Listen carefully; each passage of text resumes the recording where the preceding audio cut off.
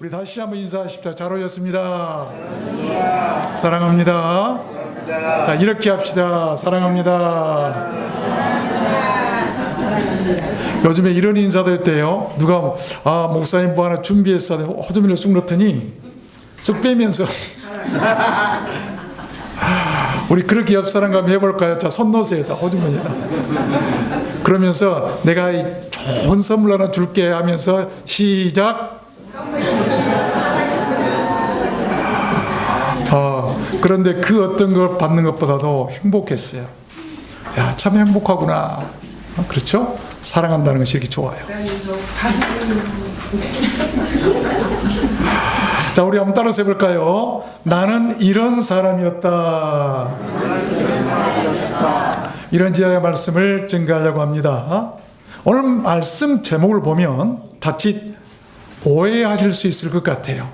아니, 목사님이 무슨 난 이런 사람이었다고 지난날 간증하시려나? 그런데 그게 아니고 성경에 나오는 한 위대한 전도자의 삶과 그의 간증을 여러분께 증거해 드리려고 합니다. 그 주인공은 바로 바울 사도인데, 오늘 본문 말씀의 배경 우리가 잘 알고 있죠.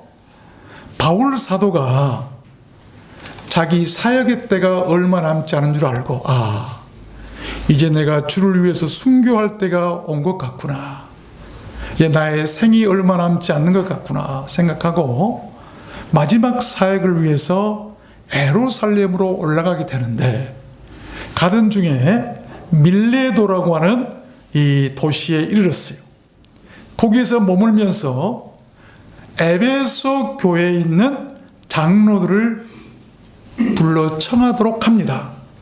그리고 그들에게 마지막 고별 설교를 하는 내용이 오늘 본문 말씀이에요.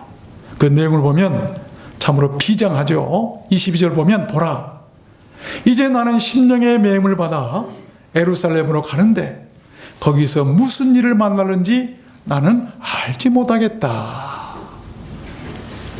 바울 사도의 복음 행적을 살펴보면 한 가지 특징이 있습니다. 그는 복음을 전할 때마다 자기 삶의 행위에 대한 간증을 곁들이고 있어요.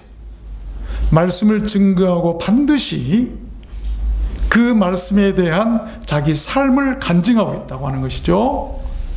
언행일치의 삶을 실제로 증명하기 위한 시도가 아니었나 생각을 해봅니다. 그는 땅의 사람이 아니라 하늘의 사람이었어요. 오늘 본문 말씀에도 바울 사도는 나는 이런 사람이었다고 간증하는데, 그 내용을 자세히 보면 땅의 사람으로서의 간증이 아니고 하늘의 사람으로서의 간증입니다. 그 간증의 결과는 놀랍도록 감격스럽고 은혜로웠죠. 본문 36절을 보니까 이 말을 한 후에 무릎을 꿇고 저희 모든 사람과 함께 기도하니 다 크게 울며 바울의 목을 안고 입을 맞추고 다시 그 얼굴을 보지 못하리라 한 말을 인하여 더욱 근심하고 배까지 그를 전송하니라. 얼마나 아름다운 교회의 모습이고 또한 목회자와 성도들의 모습입니까? 마지막이라고 한 말에 헤어지기가 가슴 아파서 목을 서로 꿇어안고 입을 맞추고 울었다. 그래서 저는 오늘 말씀을 받들어서 바울 사도의 그 위대한 간증, 땅의 사람이 아니라 하늘의 사람으로서 간증했을 때 그 결과가 그렇게 은혜로웠는데 그 간증이 무엇이었는가? 그 간증을 몇 가지로 요약해서 여러분에게 증거해 드리려고 하는 것입니다. 여러분, 간증을 잘못하면 자기 자랑이 되지만, 그러나 복음에 대한 언행일치의 간증은 다른 것이 아니라 하나님의 말씀을 더 능력 있게 하고 더 확실하게 합니다. 그래서 간증은 자기 자랑이 아니라 confession, 신앙 고백이에요. 우리가 간증들 하는 것 보면 자기 자랑을 많이 하죠. 나는 어떤 사람이 어떤 사람이다. 하나도 은혜가 안 돼. 그런데 은혜가 되는 간증이 있어요.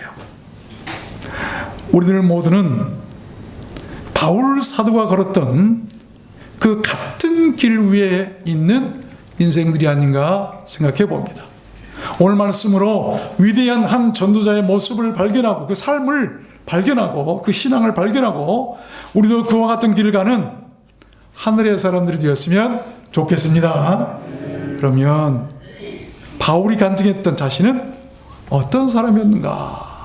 어떤 사람인가? 첫 번째로 all kinds of tests, 온갖 시험을 참고 주를 섬긴 사람이었다라고 그는 간증하고 있습니다.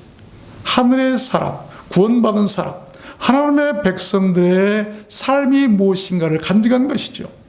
18절 말씀해 보니까 오매 장로들이 왔다 청하니까 저에게 말하되 아시아에 들어온 첫날부터 지금까지 내가 항상 너희 가운데서 어떻게 행한 것을 너희도 아는 바니 곧 모든 겸손과 눈물이며 유대인의 관계를 인하여 당한 시험을 참고 주를 섬긴 것과 I was severely, 나는 심각했다. 내 인생이 심각했다. 무슨 말이냐면 유대인의 모진 관계나 모함으로 인해서 나는 심각했다. severely. 그런데 그렇지만 I served the Lord, 나는 주를 섬겼다. 심각했지만 나는 끝까지 주를 섬겼다라고 하는 고백이에요.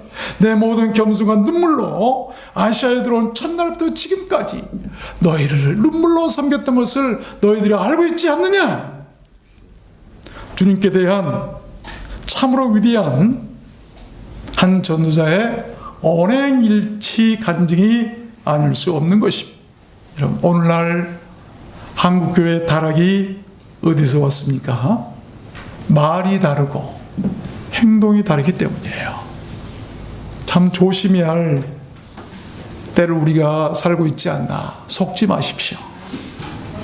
말과 행동이 다른 것은 전부 다 거짓말이고 속이는 거예요. 교회가 성도들을 속여서도 안 되고 목사가 성도들을 속여서도 안 되고 성도들이 목사를 속여서도 안 되는 거예요. 다른 거 없어요. 말과 행동이 같으면 되는 것입니다. 야고보서 1장 12절 말씀해 보니까 시험을 잡는 자는 복이 있도다. 이것이 옳다 인정하심을 받은 후에 주께서 자기를 사랑하는 자들에게 약속하신 생명의 면류관을 얻을 것임이니라. 그러면 교회 안에 시험이 없는가? 있어요. 시험이 있을 때 어떻게 하라고요? 참어라. 오랫동안. 한두 번 참는 거야 아니야. 끝까지 참아라. 그리하면 생명의 면류관을 얻게 될 것이다. 교회가 시험을 받을 때가 왔어요. 마지막 때는요, 교회에 시험이 있어요. 그때 우리가 해야 할 일은 누구처럼? 바울 사도처럼 끝까지 참고 인내하는 것입니다. 계시록 2장에 보면 네가 장차 받을 고난을 두려워 말라. 네가 죽도록 충성하라. 그리하면 내가 생명의 면류관을 네게 주리라. 우리 앞에 고난이 없을 수가 없어요. 그런데 그래도 죽기까지 충성하면 그런 사람들이 생명의 면류관을 받게 된다는 것입니다. 두 번째입니다. 바울이 간증했던 자신은 어떤 사람이었는가? 두 번째는 helper of others, 오직 그 남의 유익을 추구한 사람이었다. 하늘의 사람의 고백이에요. 땅의 사람은 자기 것, 자기 유익을 추구하지만 하늘의 사람은 남의 유익을 추구하는 거예요. 오늘 20절 말씀해 보니까 유익한 것은 무엇이든지 공중 앞에서나 각 집에서나 거리낌이 없이 너에게 전하여 가르치고 유대인과 헬라인에게 하나님께 대한 회개와 우리 주 예수 그리스도에 대한 믿음을 증거했다라고 바울 사도는 자기 자신에 대해서 간증하고 있죠. 바울 사도는 결코 자기의 유익을 구치 않았습니다. 누구에게든지 다른 사람에게 유익을 주고 자신이 누구에겐가 유용되기를 원했고 누구에겐가 자신이 도움이 되기를 원했던 전도자였어요. 이런 사람을 땅의 사람이 아니라 하늘의 사람이라고 하는 것입니다. 그래서 그가 전하는 복음에는 항상 위대한 그런 살아있는 간증들이 따랐고 간증들을 생산할 수가 있었던 것입니다. 우리 성도들은요, 간증이 있어야 돼요. 말씀대로 살면 그에 따른 간증이 있어요. 왜? 하나님께서 간증할 수 있는 일들을 많이 허락하시기 때문이에요. 사도행전 18장에 보면 아볼로라고 하는 사람을 바울 사도가 소개합니다. 유대교에서 기독교로 회심한 아주 언변이 좋고 성경에 매우 능통했던 그런 학자였어요. 세례 요한의 제자라고도 하죠. 자, 그를 바울 사도가 어떻게 소개하고 있냐면 아볼로가 아가야로 건너가고자 하니 형제들이 저를 장려하며 제자들에게 편지하여 영접하라 했더니 저가 감에 은혜로 말미암아 믿은 자들에게 많은 유익을 주었다. 아볼로는 많은 사람에게 유익을 주었던 사람이라고 하니 너희들이 그를 영접해라 라고 하는 말씀입니다. 교회에서는 어떤 사람 영접해야 될까요? 유익을 주는 사람이에요. 교회 안에 유익을 줄 수 있어야 돼요. 여러분, 나는 무익한 사람인가 누구인가 유익된 사람인가 한번 오늘 돌아봤으면 좋겠습니다. 요한복음 11장에 보니까 한 사람이 백성을 위하여 죽어서 온 민족이 망하지 않게 되는 것이 너에게 유익한 줄을 생각지 아니하는도다. 한 사람이 죽어서 온 민족을 망하지 않게 하는 것, 한 사람이 죽어서 온 가족 식구들을 망하지 않게 하는 것, 모든 자녀들을 망하지 않게 하는 것, 모든 형제들을 망하지 않게 하는 것, 나라를 망하지 않게 하는 것, 한 사람으로 인해서 이것이 바로 유익된 삶인데 우리 기독교 복음의 핵심이에요. 예수 그리스도 한 사람이 죽음에 온 인류를 구원했던 유익된 말씀, 유익된 하나님의 섭리, 유익된 하나님의 사랑, 그것이 바로 우리들 기독교라는 것이죠. 그래서 요한복음 12장에도 주님께서 말씀하시기를 한 알아 밀이 땅에 떨어져 죽지 않으면 하나를 그대로 잊고 죽으면 많은 열매를 맺느니라. 기독교는 내가 죽고 남을 살리는 거예요. 그런데 그가 죽는 것이 아니라 죽고자 하는 산다고 그랬으니 천국에서 영생하는 하나님의 한나라의 백성으로 살게 될 줄로 믿습니다. 마태복음 25장에도 보니까 이 무익한 종을 바깥 어두운 데로 내어 쫓으라. 거기서 슬피 울며 이를 갈미 있으리라. 바깥 어두운 데로 쫓겨난 사람이 누구죠?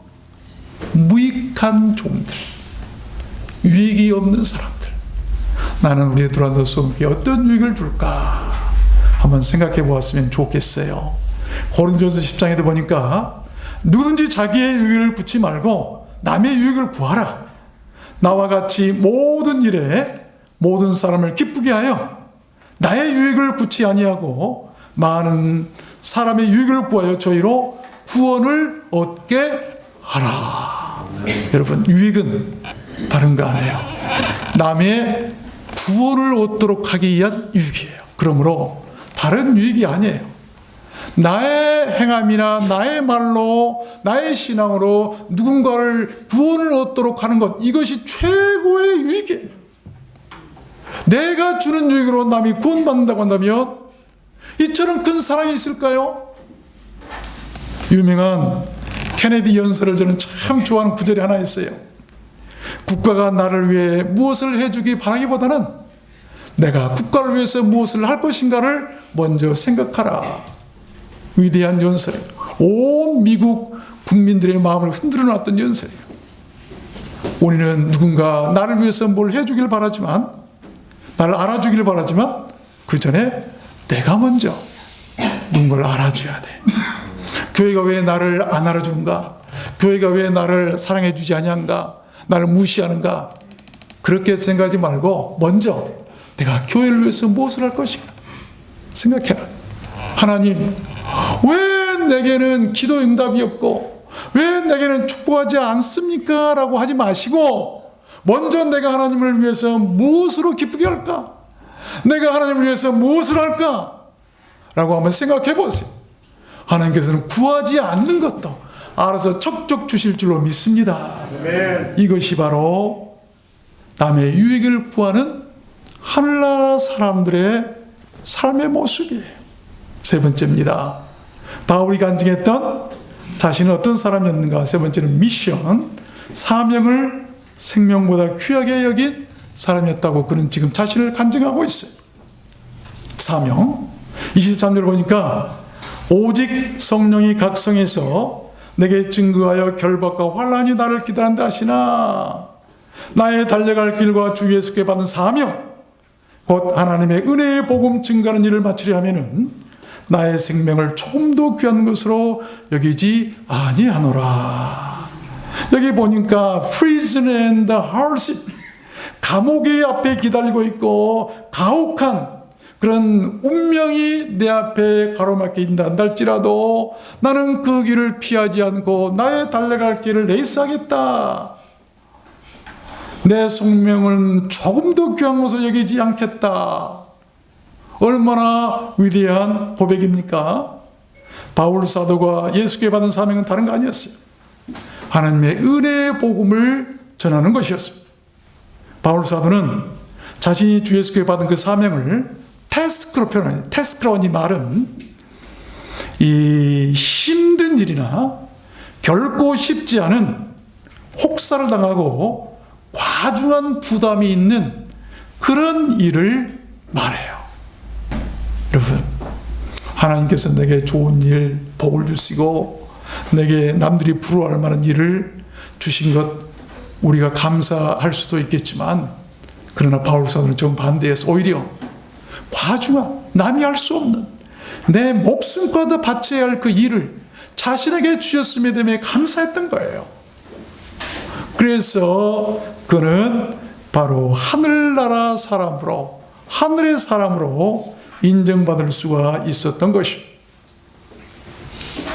누가복음 18장에 보니까 베드로가 여짜오되 보옵소서, 우리가 우리의 것을 다 버리고 주를 쫓았나이다. 이르시되 내가 진실로 너에게 이르노니 하나님의 나라를 위하여 집이나 아내나 형제나 부모나 자녀를 버린 자는 금세에 있어 여러 배를 받고 내세의 영생을 받지 못할 자가 없느니라. 내세의 영생을 받을 자가 누굽니까? 주를 위해서 내 소중하고 아까운 것을 버릴 줄도 아는 사람이에요. 버려야 우리가 얻는다고. 죽어야 산다. 기독교는요, 죽어야 사는 것이고 버려야 얻는 것이죠. 그렇지 않겠어요? 바울은 그 누구보다 예수님 닮기를 원한 사람이었습니다.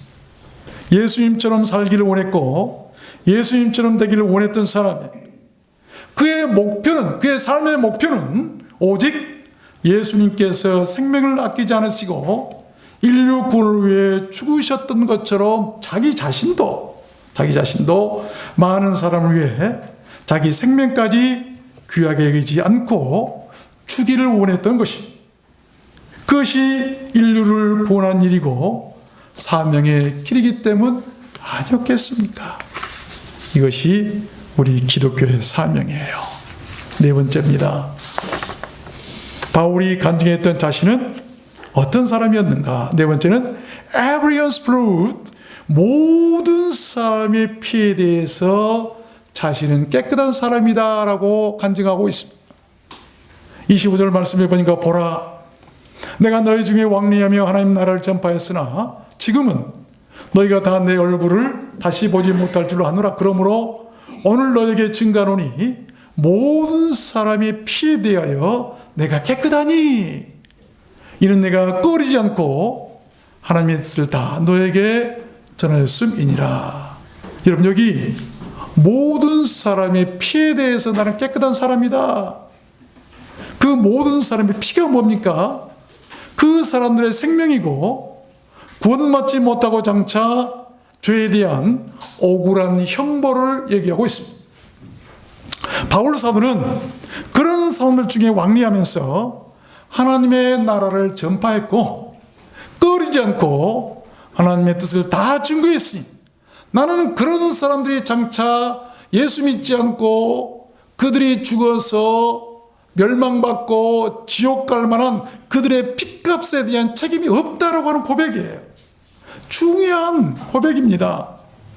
여러분, 모든 사람의 생명이나 형벌에 대하여서 나는 결백하다, 나는 무고하다, innocent, I am innocent, 나는 결백하다, 무고하다, 책임을 다한 위대한 전도자의 간증이고 선언이 아닐 수가 없는 것이죠. 우리 인생들이 세상에 태어나면 책임져야 할 것들이 있어요. 부모는 자식들을 장성할 때 책임져야 되고, 목사는 성도들이 천국 갈 때가 책임져야 되고, 성도들은 교회를 지켜야 할 책임을 다해야 되는 것이고, 지키는 자들이에요. 모두 셰퍼드, 목자들은 양들을 지켜주는 자들인 것처럼 지켜야 돼요.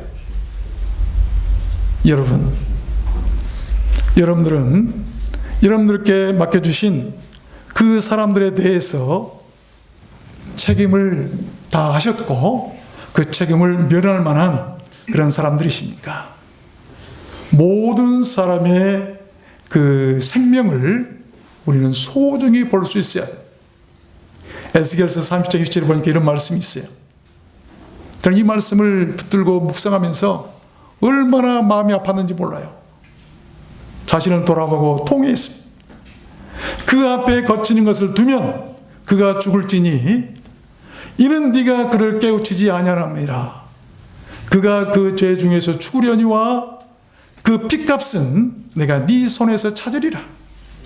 네가 그 악인에게 말로 경고하여 그 길에서 떠나게 아니하면 그 악인은 자기 죄악 중에서 죽으려니와 내가 그 피를 네 손에서 찾으리라. 무서운 말씀이에요. 우리에게 누군가 하나님께서 맡겨주셨어요. 책임을 다해야 돼요. 그런데 그 사람에게 가르치지 아니하고 죄에서 떠나게 아니하면 그 사람은 죄악 중에 죽어서 멸망하고 지옥 가겠지만, 그러나 그 사람의 피는 내가 네 손에서 가르쳐야 했었고 죄악에서 떠나 영생에 이룩하여 했어야 할 그 사람의 피는 내가 네 손에서 찾겠다. 얼마나 무서운 말씀입니까? 여러분 자녀들이 구원받지 못하고 지옥 가게 된다면 그 자녀들의 핏값을 부모들의 손에서 찾겠다고 하시는 거예요.